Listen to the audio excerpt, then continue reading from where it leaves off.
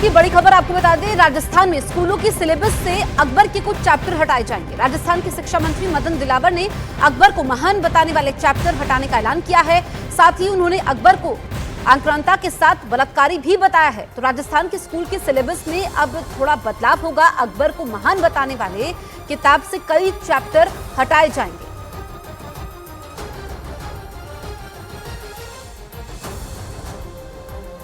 अकबर एक आक्रांता था, बलात्कारी था, मीना बाजार लगा करके सुंदर सुंदर लड़कियों को ले जा करके उनके साथ दुष्कर्म करता था, इसलिए उसको महान कहना मूर्खता है।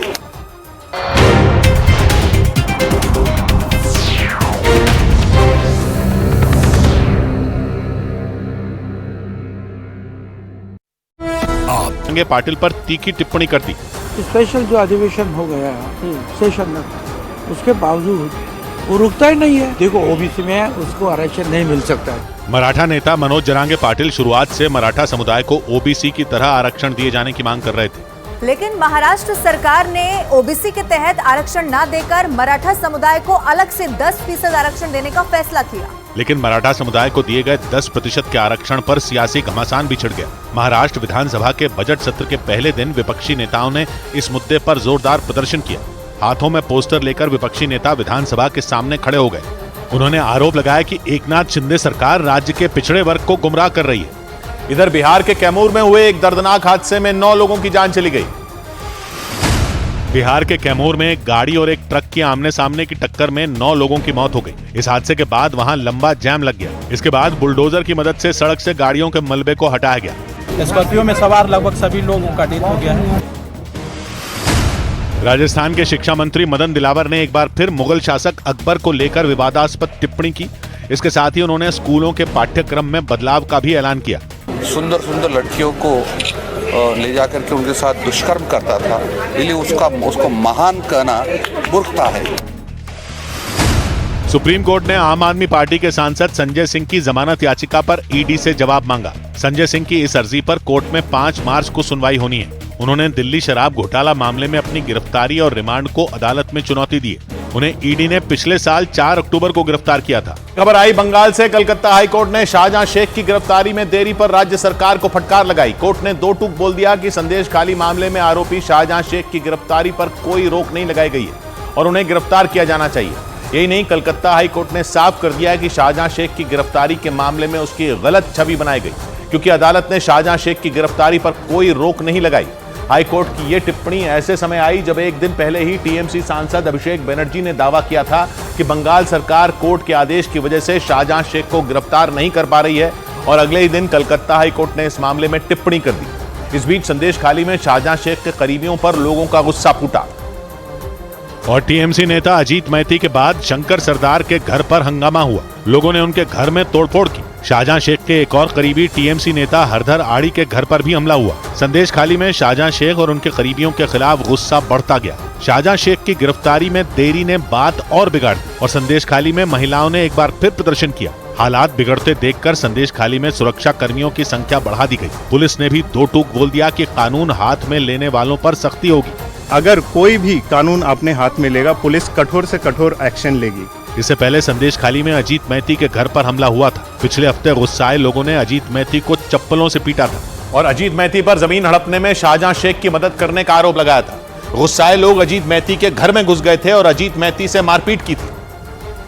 और इसके बाद अजीत मैती कई घंटों तक एक आदमी के घर में छुपे रहे। हालात ये हो गए कि उन्होंने लोगों के सामने हाथ जोड़े और कानून का हवाला देकर उनसे मिन्नत की। हाथ जोड़कर अनुरोध करब যদি আমি কোনো ভুল ত্রুটি করে থাকি, কারো জমি জায়গা টাকা পয়সা নিয়ে থাকি, আইন আছে, পুলিশ প্রশাসন আছে। अजीत मैती को लोगों के आगे हाथ इसलिए जोड़ने पड़े क्योंकि संदेश खाली में लोगों ने उन्हें घेर कर पीटा था। हालत यह हो गई थी कि उन्हें किसी तरह जान बचाकर भागना पड़ा था और वो एक आदमी के घर में करीब 4 घंटे तक छिपे थे। बाद में पुलिस ने मैती को यहीं से हिरासत में लिया। शाहजहां शेख और उनके दूसरे करीबियों पर भी शिकंजा कस गया। पुलिस ने शाहजहां शेख के खिलाफ एफआईआर दर्ज कर ली। उनके भाई शिराज शेख पर भी केस दर्ज किया गया। सूत्रों ने बताया कि शिराज शेख के खिलाफ 100 से ज्यादा शिकायतें मिली थी। यानी संदेश खाली मामले में शाहजहां शेख पर शिकंजा कस गया। कलकत्ता हाईकोर्ट ने भी इस मामले में ममता सरकार को फटकार लगा दी, जबकि एक दिन पहले ही टीएमसी सांसद अभिषेक बनर्जी ने दावा किया था कि कोर्ट के आदेश की वजह से शाहजहां शेख की गिरफ्तारी नहीं हो पा रही। তা হাইকোর্ট যদি বিচার ব্যবস্থা যদি রাজ্য পুলিশ প্রশাসনের হাত পা বেঁধে দেয়, এফআইআর স্থগিত করে দেয়,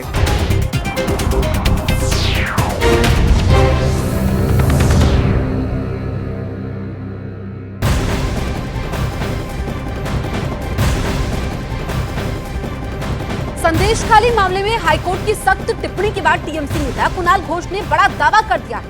उन्होंने 7 दिन में शाहजहां शेख को गिरफ्तार करने की बात कही है। तो संदेशखाली मामले में हाईकोर्ट की सख्त टिप्पणी के बाद टीएमसी नेता कुणाल घोष ने बड़ा दावा किया है। हाईकोर्ट ने यह भी कहा था कि सरेंडर करना चाहिए शाहजहां शेख को, और अब कुणाल घोष कह रहे हैं कि 7 दिन में शाहजहां शेख को गिरफ्तार किया जाएगा।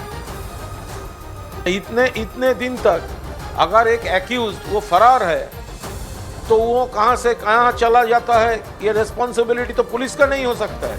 लेकिन we have full trust and confidence upon our police. हम लोग ये कॉन्फिडेंस के साथ कह सकता है 7 दिन का अंदर ये शाहजहां पुलिस के हाथ में आ जाएगा।